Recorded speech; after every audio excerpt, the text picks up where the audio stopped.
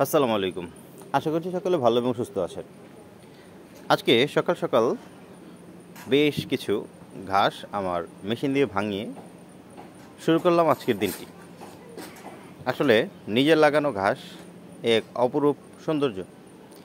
খামারের একটুখানি কোনায় অল্প একটু জায়গা ছিল, চিন্তা করলাম ফাঁকা রেখে লাভ কি, কিছু কাটিং লাগিয়ে দেই। আলহামদুলিল্লাহ, দেখেন কত সুন্দর কাটিং হচ্ছে। আজকে যে বিষয়টি নিয়ে আপনাদের সাথে আলোচনা করব সেটি হচ্ছে ফার্মের গরুগুলা সঠিকভাবে আগাচ্ছে কিনা, তাদের রুচি ঠিক আছে কিনা, সেই বিষয়টি আপনারা কীভাবে বুঝবেন। আসলে অনেক খামারে আমি ইতোমধ্যে ভিজিট করে দেখেছি যে খামারের ম্যাক্সিমাম চারিতে খাবার পড়ে থাকে। তা আজকে আমি আপনাদেরকে একটু সুস্থ গরুর কিছু নমুনা দেখাবো এবং নতুন গরুর কিছু নমুনা দেখাবো।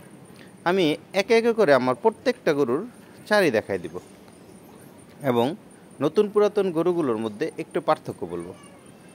এই যে দেখছেন আমার গরুগুলো, এই গরুটার পাত্রে কিন্তু খাবার আছে এবং এই দুইটা গরুর যে কোনো একটা গরু কম খাইছে, তাহলে বুঝতে হবে যে এদের যে কোনো একজনের একটু টাবল আছে। হ্যাঁ, আমি তখন কীভাবে শনাক্ত করলাম, আমি খেয়াল করে দেখলাম আমার কালো গরুটার বাটে, পেছনের বাটে একটু ছাকড়া ছাকড়া দুধ আসতেছে।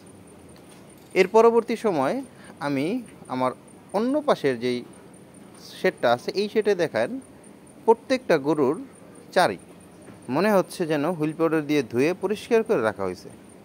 এই হচ্ছে একটা, শুধু এইটা নয়, আমি একে একে করে সবগুলো দেখাই। দেখেন চারিগুলো মনে হচ্ছে ধুয়ে একেবারে পরিষ্কার করে রাখা হয়েছে। এছাড়া আরেকটা চারি আপনাদেরকে দেখাই, চলে। এই হচ্ছে আমার বাচ্চার, ছোট বাচ্চার যে সাইড, ওই ছোট বাচ্চার সাইডটা, এই চারিটা দেখলে মনে হবে এটাতে মনে হয় 1 বছর যাবৎ পানিই পড়ে না, কিন্তু মাত্র আধা ঘন্টা আগে এদেরকে খাবার দেওয়া হয়েছে, এত সুন্দর করে চেটে পুটে খাইছে।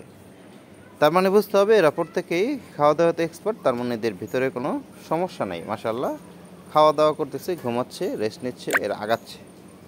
তা আপনিও আপনার খামারের গরুগুলো সঠিকভাবে আগাচ্ছে কিনা সেটা যদি বুঝতে চান, তাহলে অবশ্যই খামারের খাবার পাত্রের দিকে লক্ষ্য রাখুন। গরু সুস্থ হলে খাবার একবারে পরিষ্কার করে খাবে, আর যদি পরিষ্কার করে না খায় তাহলে কীভাবে পরিষ্কার করে খাওয়ানোর যায় সেই চিন্তা করবেন।